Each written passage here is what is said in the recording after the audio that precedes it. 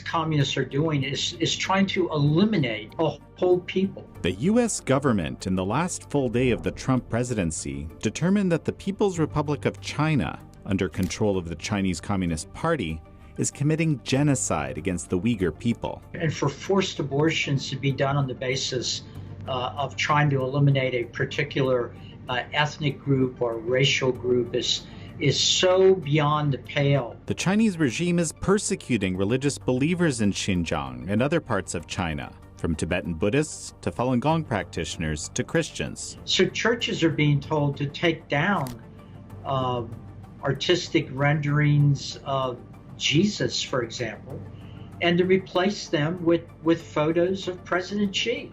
And the Chinese Communist Party is seeking to expand its repressive model abroad. They're in danger of being able to create an authoritarian bloc around the world. In this episode, we sit down with Commissioners Gary Bauer and James Carr on the U.S. Commission on International Religious Freedom, USCIRF. This is American Thought Leaders, and I'm Jan Jekielek. Commissioner Gary Bauer, so great to have you back on American Thought Leaders. Always great to be with you.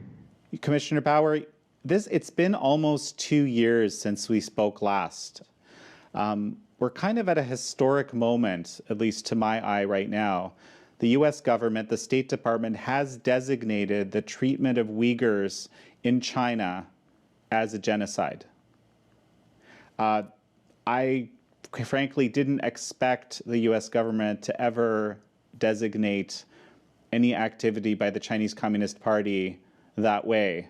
And it's a very welcome moment from my perspective, but I would love it if you could tell us, what is the real significance of this? Well, let me just say first, from the standpoint of the U.S. Commission on International Religious Liberty, that news from Secretary Pompeo was greeted with great glee. We've been working with the State Department and the White House for some time now to try to get that designation. And I think it's very significant. Of course, Secretary Pompeo didn't do this by himself. He made the announcement, but he wouldn't have done this without consultation with now former President Donald Trump.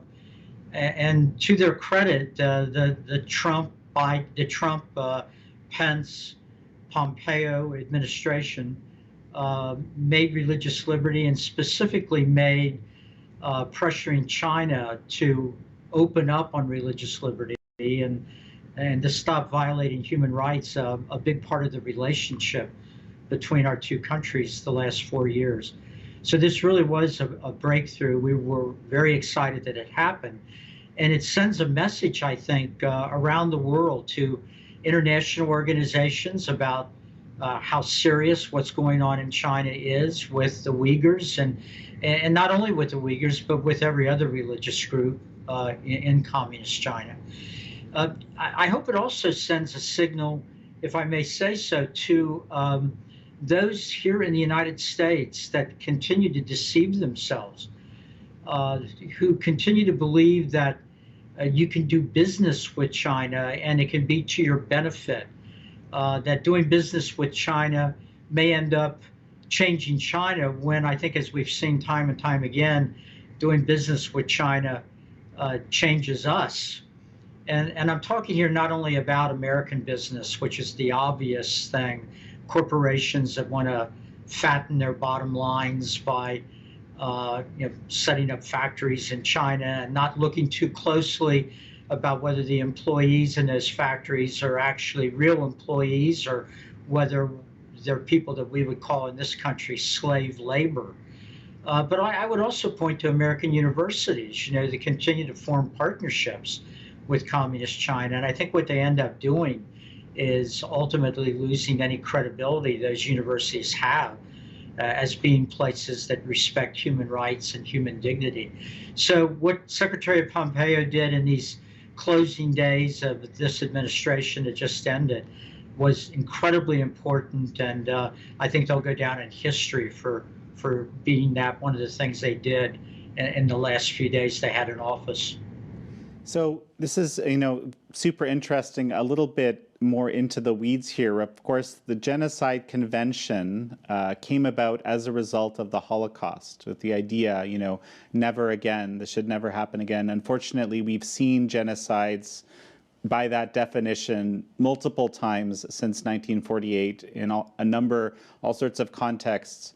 So what is it that makes, why is the genocide, say, versus the crimes against humanity, which I guess is the next level underneath that designation, so significant? Well, essentially, the genocide designation means that the facts to our government indicates that what the Chinese communists are doing is trying to eliminate a whole people. In this case, Chinese Uyghur Muslims, to literally wipe them off the face of the earth. Now, the Chinese are being a little bit more nuanced about it than the first example that we had in the horrible event of the Holocaust, which led to a world war and even millions more people being destroyed. But I don't think there can be any doubt by any reasonable observer that what the Chinese communists are doing is so restricting the Uyghur people and intentionally setting out to take their birth rate down to zero, using all sorts of tactics that I think in a good bit of America, we still have a hard time believing that, in 2021, a country would still be capable of. But what the Secretary of State and the President have done here is say, yes, that is exactly what they're doing. It makes it very hard for any decent person, any real organization in the world that wants respect, any country in the world that claims to stand for human dignity. It makes it very hard for them to look the other way and to go into denial about what's happening once a country like the United States has made this sort of designation. So it's really a very important moment in exposing communist China, I believe. You're just reminding me one of these, methods of reducing the birth rate, which of course means, negative population growth and so forth, was through this forced sterilization. And then there was this bizarre tweet from no less than the Chinese embassy in the USA talking about basically kind of celebrating that and in the name of some kind of women's rights. It was one of the most bizarre things. I had to check 3 times, basically to believe that they would actually publish this from their official government, mission account. And I think it stayed on Twitter for like 3 days before someone thought, okay, advocating genocide, maybe that crosses the line. Well, Twitter's too busy censoring American political figures, I guess, than to be on top of censoring the things that go out from people like this ambassador that you're talking about. Yeah, that was a bizarre moment because it appeared that he actually thought this would be an argument that he could make that would appeal to some sort of sensibility in the West and in the United States and Western Europe and so forth. And I don't know what exactly he was appealing to, other than I suppose this growing view over the years that women have been liberated from being, constantly held down by having to raise children. But to make that kind of an argument when you're sterilizing women against their wills in prison camps, either the Chinese communists think we are really stupid, or they are a lot more stupid than we think they are. That doesn't pass the straight face test, and fortunately, it fell flat on its face. But I couldn't help but smile a little, because generally, in the world of diplomacy, you pick people that have a little nuance, that are able to make arguments in a way that draws people to your cause. This gentleman, and I use the word sarcastically, this ambassador ought to lose his job if he thought that you can make a case for the forcible sterilization of women. And it's still baffling to me, but in a sense, knowing what we know about the Chinese Communist Party, perhaps not as baffling as it might be, as it might be good for it to be. Gary, tell me how exactly, what are sort of the elements in this specific case of the Uyghur people that bring together this argument for genocide? Well, there's been the mass movement of Uyghur Muslims out of their homes. Uh, Before that even happened, there was a level of surveillance down to the kind of detail that, again, I think most Americans would be astonished by. Um, the Chinese communists have organized a surveillance state that really is, and it's a worn out phrase, but there's no better way to describe it than Orwellian. Uh, in many Chinese communist cities, it's organized down to the block level. So your neighbor may be spying on you, but even when your neighbor's not spying on you, there are now hundreds of millions of surveillance cameras employing artificial intelligence all over communist China. And they can pick up things as simple as, are you talking to your neighbors as much as you used to? Because if you're not talking to them as much as you used to, maybe you're up to no good. If you used to leave your house by the front door, are you now more frequently leaving your house by the back door? Which could be evidence that you're trying to hide your movements. So there's all this surveillance going on. And then there's monitoring of the Uyghur children in school, where you have communist Chinese teachers asking those children probing questions about what their parents or grandparents may be up to in the house. What are they teaching you? Are they telling you that your religion is more important than the nation of China, or more important than Chinese communism?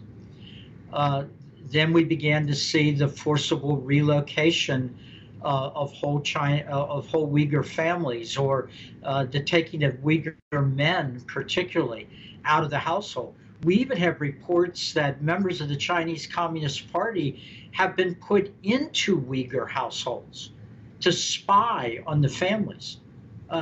Again, unimaginable in the 21st century.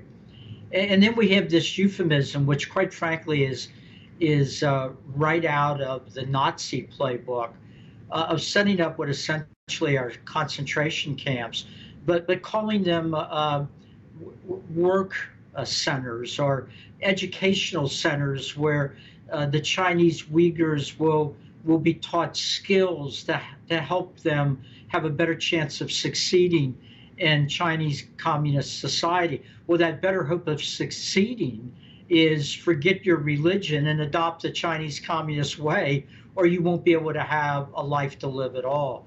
So it's all of those things, things that I would hope any American community would bristle against. But it's happening on a scale that's unimaginable, and it really, it really is the modern day equivalent of what we saw happen in Germany in the 1930s, and then spread with Nazism as it conquered a good bit of Europe.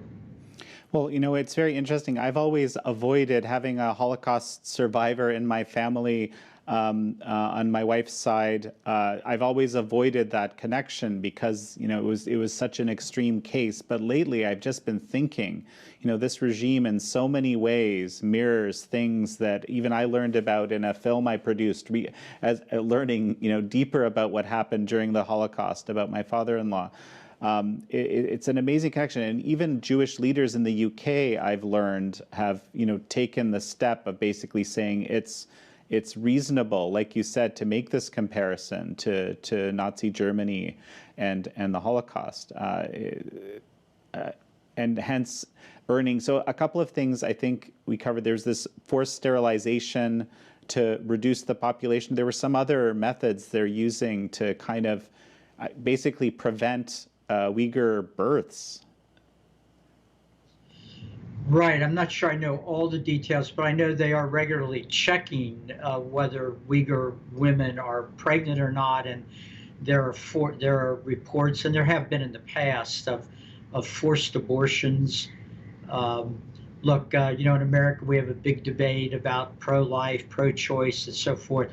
I don't think anybody in the United States, no matter where they are on that debate, would ever be in favor of forced abortions. That's something that one can only imagine in what increasingly is a totalitarian society. And for forced abortions to be done on the basis of trying to eliminate a particular ethnic group or racial group is so beyond the pale, so much into the realm of pure evil that I think again it's very hard for Americans, even in a country right now that has, as we do, our own challenges, to imagine that a rising power like Communist China, a country that whose military is getting stronger every day, who is projecting that power around the world, who is selling their surveillance cameras now to several hundred countries around the world. Uh, that ought to be disturbing to, again, anybody that believes in the innate human dignity, value, and worth of every human being. It's truly remarkable. The part that is also connects this whole thing to me to Germany in the 30s and 40s is the business that's being done by companies all over the world, multinationals and so forth in China. And you even have, the EU ready to sign a trade deal amidst all of these realities. And I actually just saw a compilation by one of our journalists of how much money is simply invested directly into Chinese companies, some of which have serious national security implications even for the U.S. and so forth. It's staggering umpteen billions of dollars. It is, and look, over the years, one of the issues I've spent a great deal of time on is anti-Semitism, and I've tried to be a very good friend to the American Jewish community and be an advocate against anti-Semitism, whether it's here in the United States or it's anyplace else. So I don't lightly, just like you, I don't lightly throw around words like genocide, but it fits in this case. And you mentioned, the phrase "never again." That phrase meant that never again will a country be allowed to do that to a whole group of people. But never again, I think, also meant never again will free men and women look the other way when it's being done or cooperate with a nation that is engaged in this. And I have to say, I'm a big sports fan, probably because I was never good enough to play sports myself. I love watching people succeed in athletics, and we've seen a lot of American athletes, become voices for social justice here in the United States. But I'm still reeling from a couple of years ago when a coach or an owner of one of the NBA teams sided with Hong Kong against mainland communist China. Communist China, of course, went berserk and threatened the NBA. And it was astonishing to me to see these multi-million-dollar American basketball players dreaming of becoming even more wealthy by having an NBA equivalence, be established in communist China. And to this day, I don't see American corporations that are eager to signal their for social justice here in the United States, and then they turn around and they're building more factories in communist China. They're doing work in the very province where the Uyghur Muslim camps are set up. I watch a company like Walt Disney that does one of their very popular movies. And at the end of the movie, in which they did some of the filming in communist China, they not only thanked the Chinese government, they thanked the police force in the province that has the responsibility of persecuting, among other things, the Uyghur Muslims. So the phrase "never again" is looking more and more as if it's a phrase of mockery to significant, powerful portions of American society. Uh, your viewers may know that I'm a conservative, and my background is Republican. I was appointed by President Trump. I've been a defender of American business over the years. I believe in free enterprise. But I condemn American business to the extent that they are willing to do business in a country like Communist China. And by doing business in a country like Communist China, not only contribute to the persecution of the Chinese people of all faiths, to the violation of human rights in China at a scale almost unmatched around the world, but they are also helping to make Communist China more economically powerful, more militarily powerful, in a way that will jeopardize the national security of the people of the United States and the people of the other Western democracies. Yeah. And I'll my own little commentary here. We had 30, 40 plus years, and to learn the fact that this, that we're not going to change communist China into a free democratic state, which I think was the vision, right? Through all this, corporate engagement, let's say. It's almost like it's gone in the other direction. No question about it. Many years ago, I was heading up an organization, was the founder of a group called the Family Research Council, and that was right after I had left the Reagan administration. And I made opposition to giving Communist China most favored nation status, trade status, one of our main issues. And I'm even now sad to report that I lost a number of very wealthy donors to the Family Research Council who agreed with me on a whole host of issues about family values and the sanctity of life and other things like that, but were themselves involved with companies they had started that were hoping to break into the Communist Chinese market. And they made it very clear to me they wanted me to drop that issue, and I would not drop it. And so they ceased to be donors to the Family Research Council. I'm still proud that I took on that position. I remember a presidential debate I was in 2000 with then George W. Bush before he was elected president. We were in a Republican presidential debate. And one of the things we got into a heated exchange about was most favored nation status about China, for China. And George W. Bush turned to me and he said, "Gary, we must do business with the entrepreneurial class in Communist China." Although I think he just said in China. And he said, if we will do that, if we will do business with that entrepreneurial class, you'll be shocked at how quickly freedom will come to China.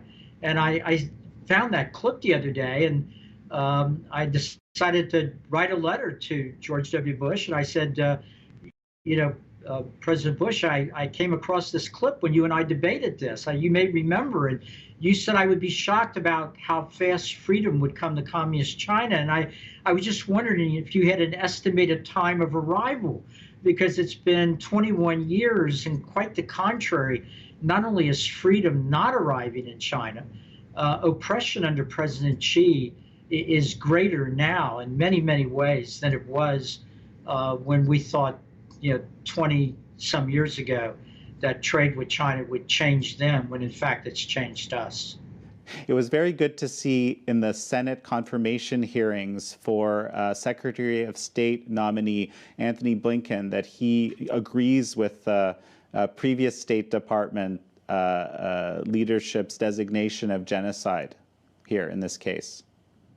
Yes, I was very encouraged by that too. Now, having been up for confirmation in the United States Senate a couple of times myself, let me just say that when you're having your confirmation hearings and you're worried about a narrowly divided committee, you may say things that then when you actually are confirmed, you don't follow through on. But I found it hopeful, and I hope he was being honest about that, and the proof will be in the pudding if he is confirmed as Secretary of State. Well, so let's broaden this. You know, we've been kind of talking about the impact of communist China, I suppose, on America and the business relationships. Almost 2 years ago, when we spoke last, you described the idea that communist China has actually declared war on all faith, all religion. And I want to see, how has that changed, or how has that come along over the last 2 years since we spoke? Yes. Well, you know, the U.S. Commission on International Religious Freedom was set up by an act of Congress, and in that law, there's an outline for the kind of words we use, what we're supposed to call a country that is violating basic human rights, and specifically violating the most basic human right of all, which is to seek God and worship God as your heart and soul tells you to. We're supposed to call those countries that violate that basic right CCPs or CPCs, countries of particular concern. And every time we call a country of particular concern, I will confess to you, I want to scream. It's such a bureaucratic term. I mean, when you're concerned about something, it's like, you know, I'm concerned about how heavy the traffic is getting. We're talking about countries that are murdering people, that are putting people in prison, that are breaking up families, that are raiding churches and mosques and temples. So I've always said, when I've been talking particularly about communist China, that they in fact are more than a country of particular concern. They're a country that has indeed declared war on religious faith. The Chinese communists cannot tolerate anyone in communist China having a loyalty to something that they see as higher than the Chinese communists. And so it's a competition to them. And it's a threat. It's something that keeps the Chinese communists awake at night. So we've actually got now things that I didn't think I would ever see in a country that has the sort of great history that China has, history that goes back thousands of years. But they're actually taking President Xi and they're trying to have him replace the most revered religious figures of various faiths in communist China. So churches are being told to take down artistic renderings of Jesus, for example, and to replace them with photos of President Xi. There's an effort underway in China to, I don't know if it's sinicize or sinicize the Bible by rewriting the Bible so that it's more consistent with Chinese communism than it is with the Christian gospel. Well, that's sacrilege to a Christian. I'm a Christian. That's a sacrilege. No Christian can allow that to happen. And they're doing the same thing with the Chinese versions of the Quran. They're doing the same thing with Tibetan Buddhists, where temples have been torn down, damaged, sacred symbols taken out of those places of worship. And then we know that in many of these places of worship, if you're a religious believer in China and your faith gives you the courage, in spite of all that's likely to happen to you, to continue to go to your religious services, you know that when you walk into that temple or into that church or into your place of worship, that when you walk into the religious sanctuary there, there's a camera in the church that is filming your face and using artificial intelligence facial recognition. Your presence in that place of worship has been sent to computers controlled by the Chinese communists, and it's gone into the risk assessment of who you are and how much you will be trusted in Chinese society. And so we get down to not only you may not get a promotion you deserve, or you may not get the job you applied for, your children may not get into the university they wanted to go, but literally this has been taken down to the level of you could get on a bus in a particular province and show your ID card to the computer that's on the bus, and the bus driver could look at the readout and say to you, "I'm sorry, get off the bus. You're not allowed to travel outside this neighborhood, or you're not allowed to travel outside this province." So this is a level of persecution of religious believers that other tyrants around the world can only dream of having. And that's why I'm so worried, and many others are worried, that Communist China is not only violating human rights and suppressing religious liberty, but they're in danger of being able to create an authoritarian bloc around the world. A group of countries depending on Chinese technology, Chinese financial assistance, perhaps Chinese military help.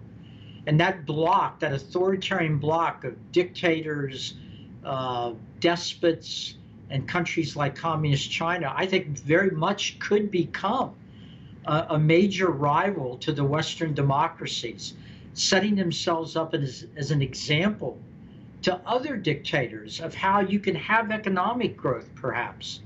You might be able to improve the lot of your people into bringing them into the modern world, but you can do it while still denying them the basic human rights and human dignity that every human being deserves. And so I think it's a very much an open question of what the next 50 years will show, whether the vision of the Western free democracies based on the human dignity of every person, or whether this authoritarian bloc that Communist China seems to be establishing will become the model for the emerging world to follow in the decades ahead. You know, and this is frankly particularly disturbing. I hadn't made the connection before, because we're talking about, genocide, official designation of genocide. The persecution of the Tibetan people has also been described as a genocide, potentially, certainly a crimes against humanity, certainly cultural genocide. Similarly, the persecution of Falun Gong practitioners has been described as a slow genocide. The murder for organs industry focusing on these people because of their numbers, presumably, and health. What struck me as you're describing this, and of course, all of these surveillance technologies were built to some extent on the persecution of these groups, to this sort of more twisted, perfected, setup that's now manifest in Xinjiang. You could actually export the technology to facilitate this sort of genocidal behavior. That's exactly right, and I think what that is it's already underway. I don't think we fully understand the extent of it. There have been a couple of articles I've seen in surprising places worried about this possibility. We've also seen how the Chinese Communist government is becoming more and more active in international bodies that are involved with human rights and religious liberty issues. And they're trying to use their power and influence and their money to change the definition of what human rights and religious liberty is in those international bodies. So this is a many-front war that we're in, and in order to win it, it's not going to happen with one administration.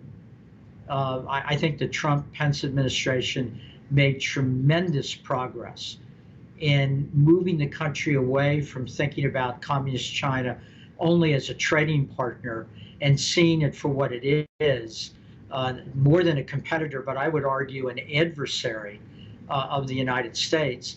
I'm hoping that the Biden-Harris administration will continue on the path that President Trump and Vice President Pence laid out. But even if they do, it's going to take the administration after them and the administration after them. This is a hole that we've gotten ourselves in over the last 30 or 40 years, and it's going to take several decades to get out of it. And meantime, with every passing day, communist China, with all of its oppression, is more of a threat to its neighbors, more of a threat to our interests around the world, and it's becoming more and more open about its intentions to right what they see wrongs as wrongs that were done to the Chinese people in the past. You know, it's difficult to seem terribly hopeful here, especially looking at, you know, how quickly this reality in Xinjiang for the Uyghur people has expanded into its current genocidal state, to see how quickly the freedoms in Hong Kong were crushed, where the rule of law went from existing to not existing. I mean, is it in less than a year, as far as I can tell. So Commissioner Bauer, we're going to finish up in a little bit, but we also have a quick moment to speak with a relatively newer commissioner compared to you, Commissioner Jim Carr. And I'm wondering, and I understand you're friends, perhaps you could just kind of introduce him for us. Yes, well, Commissioner Carr is really a wonderful colleague and a great guy. When you get a new commissioner, no matter who appoints them, you're always looking to see whether that commissioner is going to be an ally on some of the things that you as a commissioner care about. And I knew very, very soon that Commissioner Carr cares deeply about what's going on in communist China and the challenge that presents to the United States and what's happening to Christians in communist China, as well as members of other religious faiths. USCIRF tends to be, in fact, we are a bipartisan group. I think 5 of our commissioners have been appointed by Republicans, 4 by Democrats. Over the next 4 years, that balance will change, but we have seldom been divided about anything on the basis of ideology or Republican commissioners versus Democrat commissioners.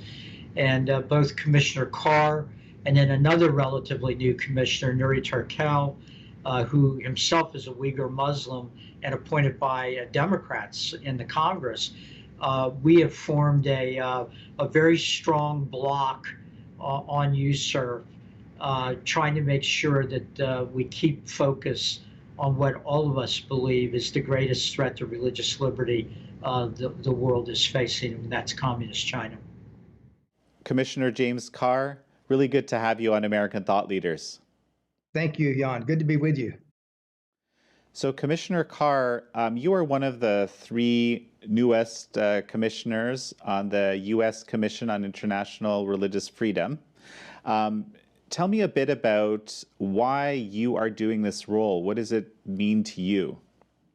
Well, listen, I'm a person of deep faith, and I have thought, not just because of my Christian faith, but people of all faiths should have the freedom to worship around the world.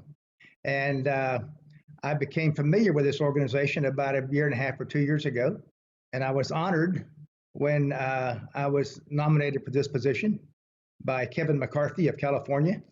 And upon nomination, I accepted immediately. I just thought it would be a wonderful assignment.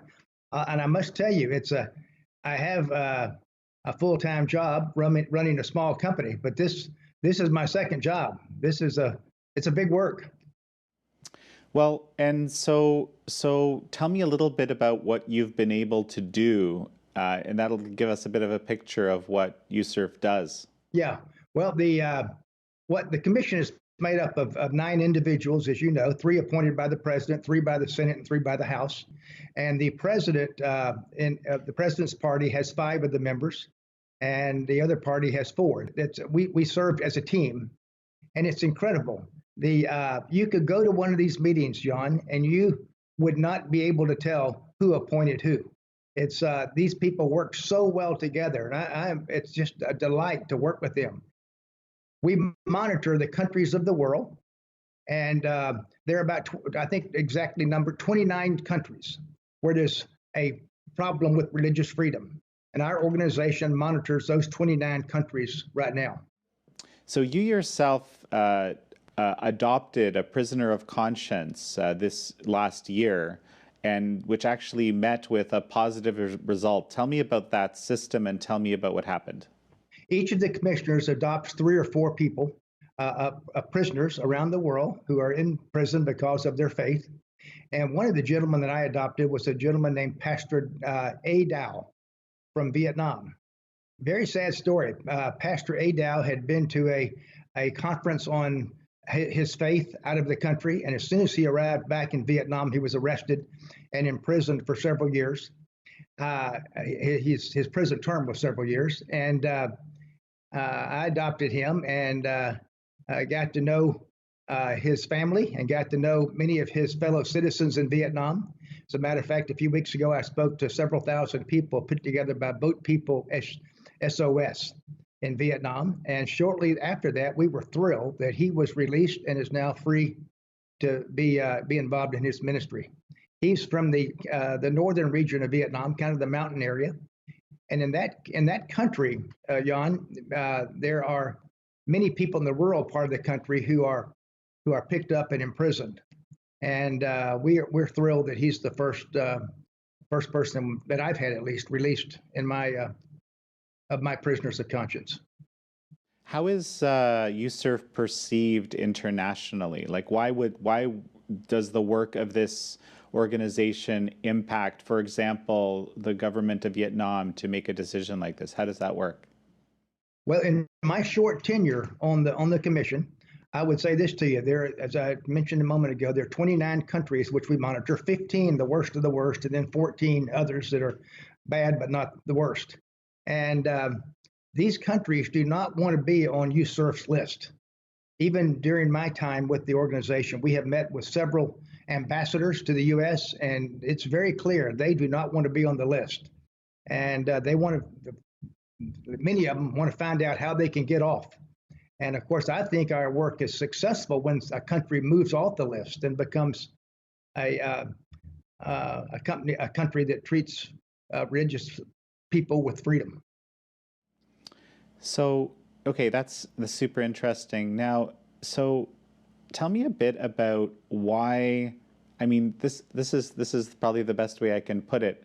You know, in the United States itself, religious freedom, of course, is a central tenet in the First Amendment and so forth. Why is it so important to have a structure that is promoting religious freedom internationally? And this is from your perspective, obviously. Well, it goes back to 1948, when the United Nations voted to give basically a Bill of Rights, if you will, to every citizen of the world. And one of those rights was the right to worship freely. And then in 1998, the International Religious Freedom Act, our IRFA, was put into practice in our country, and USCIRF was founded. And I just think it's critical that people around the world, and I don't know if you saw the release just in the last day or two from Open Doors International out of, I believe it's the Netherlands. 340 million Christians were persecuted last year, an amazing number. And I think the report said 15 Christians are killed every day because of their faith. 14 churches are damaged, and people are kidnapped and raped. It's a horrible situation, not just with Christians. There have been more Muslims killed by other Muslims than any other group. Muslims are killing Muslims, and you have the divisions in Islam that's causing terrific problems in countries around the world. And as a Christian yourself, why is the guarantee of religious freedoms for other faiths so important to you? Well, how can I ask for that freedom for my people if we don't give it to everybody? And so I'm a deeply committed Christian, and I want people of all faiths to have that freedom. And then I can require people then give my fellow Christian believers that freedom. And so it's very important to me that, treat others as you would have them treat you, kind of the golden rule. So Commissioner Carr gave us some ideas just now about what USCIRF is actually all about and what he hopes to accomplish in his tenure. Yours is coming to a close, I believe, in May. What are you hoping to see happen or working to see happen before then, and what are your hopes for the future for this group? Well, I'm sad that I'll be leaving at the end of May, but a new administration has the opportunity to make their appointments. I will be having another annual report, which is the main thing that USCIRF does every year, and that'll be coming out in the spring or late spring. And I want to be sure in that report that we emphasize as strongly as we can what's going on in communist China. I've urged my fellow commissioners, and they've agreed to do this, that we not only do the regular country report on communist China, but that we do an addendum, an additional report on this subject that we talked about before you talked to Commissioner Carr, this question or this potential or possibility of communist China becoming a leader of an authoritarian bloc that's dedicated with destroying religious liberty everywhere its reach grows. And the commission has agreed to do that. It really wasn't much of an argument. I don't want to go into a lot of detail because we haven't come out with that annual report yet. But all the commissioners see this point and they want to address it. And I think it's another sign of the seriousness with which we take this issue. In addition to that, even though my tenure on the commission ends at the end of May, I was working on these issues long before I was a commissioner. I've been a critic of communist China probably for 4 decades. And in some ways, I'll be even more liberated after my time on the commission, because being a commissioner, you got to be a little careful about what phrases you use and so forth. I've actually been thinking about sometime in the early summer, maybe doing a major speech here in Washington at the National Press Club or someplace else, in which I make the case that the greatest threat that the Western democracies face in the years ahead is in fact the threat of a rising communist China, and basically trying through that speech and other activities to alert the American people to the things that have to be done in the years ahead. Well, Commissioner Gary Bauer, such a pleasure to have you on, and wishing you Godspeed. My pleasure to be with you.